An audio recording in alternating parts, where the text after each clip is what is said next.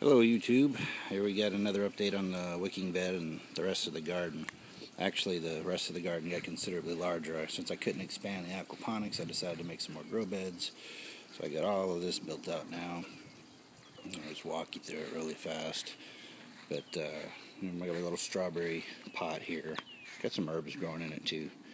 But in here we've got stevia, we've got Cubanelle peppers, we've got a tiny little Spanish mammoth pepper that's trying to grow up there. Here we've got some yellow, or some lemon cucumbers rather, and lots of flowers, but I think they're all males. I don't expect any fruit to pop out anytime soon. It still seems kind of small to me. Here we have a Rosentraub tomato, Ildi, green zebras and Caspian pinks, some basil. We've got C-Tex tomatoes. These are actually an heirloom that was developed about 20 minutes from where we live, so we figured it should do well here. And that's some barrage. It's supposed to benefit the tomatoes by keeping the tomato hornworms away, so that's why I got it in here. Amish paste tomatoes, black crim, Cherokee purple. Over here we've got some dragon egg cucumbers, both of these guys. These are dragon tongue beans. Got some coming in, some I transplanted. I'm going to have to spread them out a little bit. They're a little too close to one another. But seemed appropriate to put the dragon eggs and the dragon tongues together. This is supposed to be a Cherokee purple. It came out of the same seed packet. Not sure what to think of that, because if you notice the leaves on it are full. They're not split up. They're just solid leaves. Whereas all the other Cherokee purples look like that I planted. I've got several of them. They all have leaves like this except for that one. So I'm going to wait and see what happens with him. The pruning I did on these Cubanelles appears to have paid off. This one's starting to bush up. This one's got a whole lot of new growth coming out on it now. Not much to report in here except for I have a Cherokee purple staying alive in there, some carrots popping up, we've got basil popping up now. I took the rosemary out of here, put it in those pots over there. We got some marjoram and sage going. Everything else is the same, except for I got the one of the pomegranates out of the aquaponics and potted it there. And over in the boxes, that's supposed to be a disappearing variety of muskmelon called the American melon. Supposedly Thomas Jefferson grew that in his garden. And I figured if it was good enough for him, it was good enough for us. So we'll give it a shot. Plus we kind of like to try to keep the disappearing heirlooms from disappearing.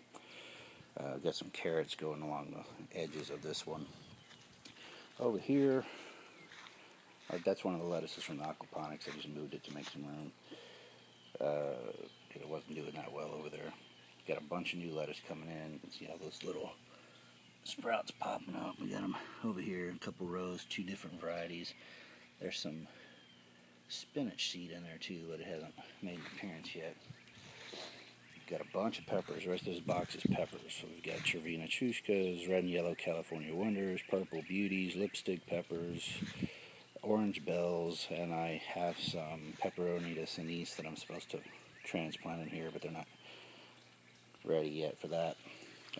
I couldn't buy those online. Somebody told me about them. They were raving about them, and I couldn't find any place to purchase them. But I found somebody that had some they were willing to send me. Apparently you can only really get them in that little region of Italy where they're from. Here we have some sugar baby watermelons. I have some Alibabas planted in there too, so I don't know how well they'll get along, but I guess they'll be a learning experience. And some carrots going up the side. Here we go, zucchini.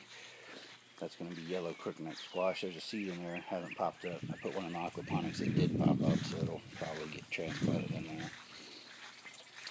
Here, like I said, that the barrage is supposed to keep the hornworms away from the tomatoes, so I put that mix there. And basil's supposed to up their production and maybe even their flavor, depending on who you ask.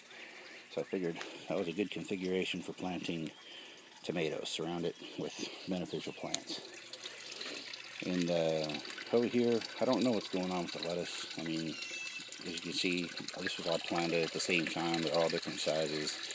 And the one that I planted first in worm castings in the aquaponics before direct planting it is just ridiculously bigger than everything else. I mean, it's huge. I can't even cover this anymore. I couldn't cover that one because of the tomatoes, but now this is actually too tall for the cover, so we're supposed to get some rain today too, so that could be interesting.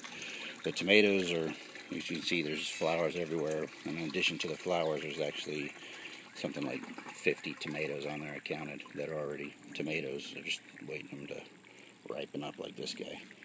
But that's it for now. Thanks for watching, and hopefully next time we show this thing, there'll actually be some fruiting and plants on this thing. Take care.